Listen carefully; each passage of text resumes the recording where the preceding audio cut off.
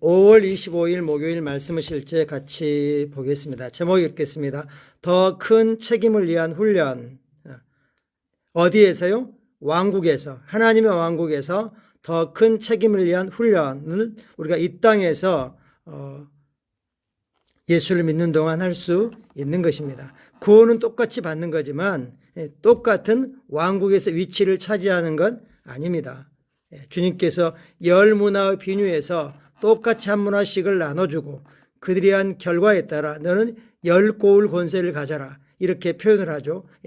우리가 갖게 되는 권세가 다르다고 말씀하고 있습니다. 똑같지 않습니다. 구원은 똑같습니다. 구원은 똑같이 받지만 기회는 똑같이 주어지지만 왕국에서 우리의 위치는 달라집니다. 성경 말씀 읽겠습니다. 하나님의 나라, 즉 하나님의 왕국은 듣기 좋은 말에 있지 않고 오직 하나님의 능력에 있음이라. 성령의 나타남과 역사하심에 있으니라 라고 말씀하십니다. 어제 말씀을 실제해서 우리는 하늘의 왕국, 킹덤 오브 헤븐, 그 목적이 이 땅에 하나님의 왕국, 킹덤 오브 갓을 세우는 것이라는 걸 배웠습니다. 즉 하나님의 왕국이 이 땅에 세워져서 다스리는 것이 하늘의 왕국이죠. 즉 하나님의 왕국에 이 땅에 세워진 정부, 이렇게 이해를 하시면 될 것 같습니다.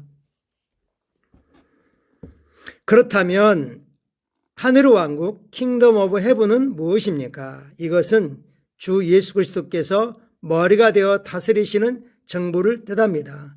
성경은 말합니다.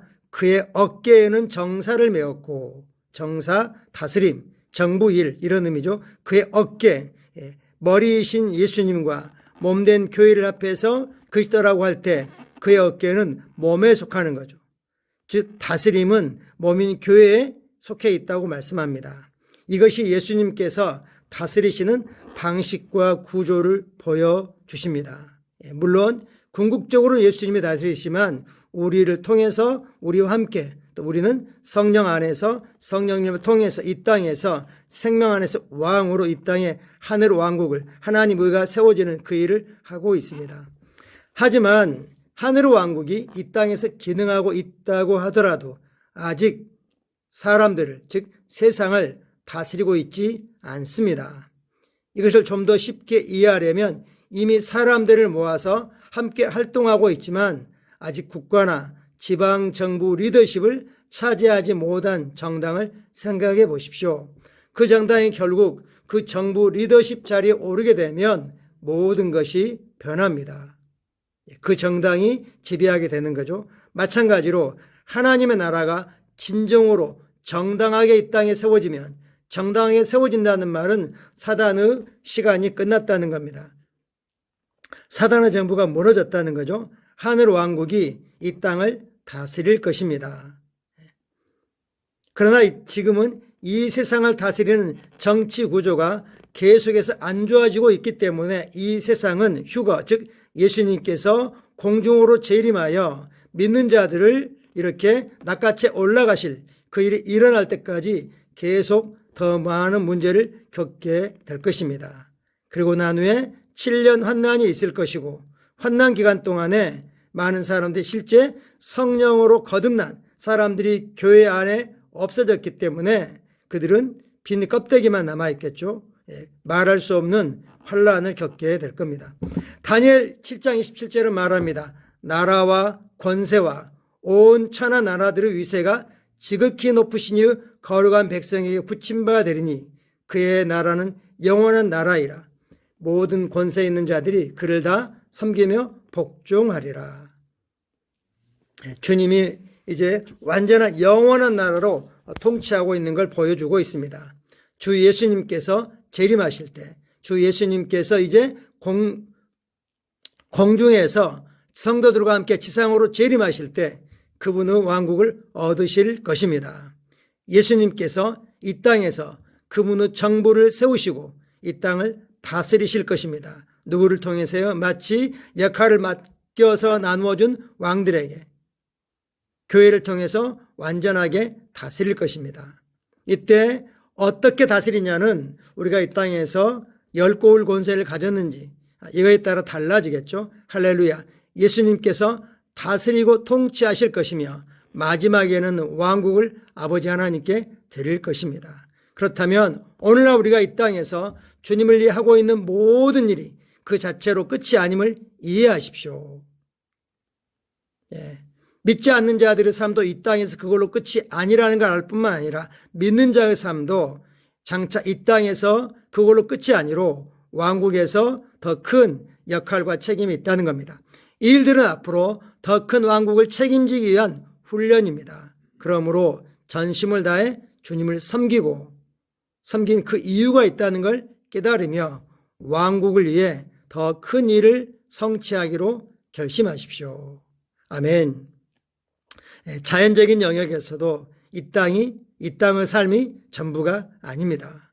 그러나 뿐만 아니라 주님을 섬기는 것에서도 이 땅에서 섬김이 장차 영원한 왕국에서 우리의 위치를 결정한다는 건 성경 여러 부분에서 우리가 조금만 관심 가지고 보면 확인할 수 있습니다. 그러므로 사람들이 알아주든 알아주지 않든 또 교회에서 알아주든 알아주지 않든 하나님께서 놓아주신 위치에서 겸손하게 훈련하고 섬기고 배워나가고 자신을 구비하는 건 너무 중요합니다. 참고 성경 구절입니다. 마가복음 1장 14절입니다. 마가는 주로 하나님의 왕국이라고 번역된 걸 킹덤 오브 갓으로 표현했고요. 마태는 주로 킹덤 오브 헤븐이라는 표현을 더 많이 썼습니다. 마가복음 1장 14절 한글 힘정역으로 번역합니다.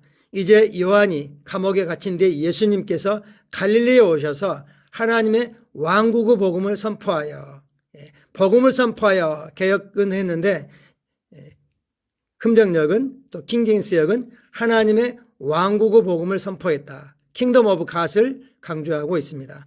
마태복음은 헤븐을 말하고 있습니다. 그때 세례요한이 이르러 유대 광야에서 전파하여 말하되 회개하라 천국이 킹덤 오브 헤븐이 가까이 왔느니라 하였으니. 그래서 마태복음은 우리말 번역자들은 킹덤 오브 헤븐을 천국으로 번역을 했습니다. 마태복음 10장 7절입니다. 가면서 전파하여 말하되 헤븐 킹덤 오브 헤븐이 가까이 왔다고 하라.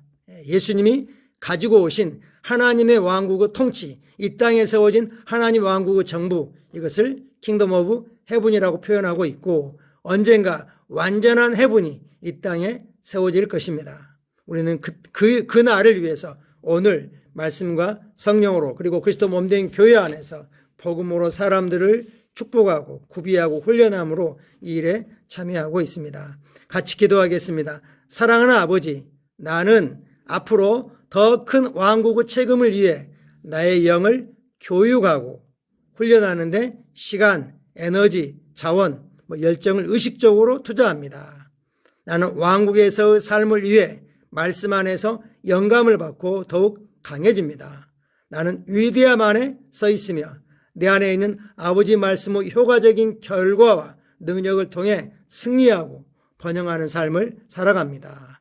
왕국을 위해 또는 왕국에 의해 우리 이 땅에 하나님 왕국으로부터 하늘 정부를 세우도록 파송받은 그런 자라는 걸 인식합니다. 마치 대사가 본국으로부터 모든 지시를 받아서 본국의 최대치 유익을 위한 그런 역할을 감당하는 것과 같은 훈련을 우리는 하고 있습니다.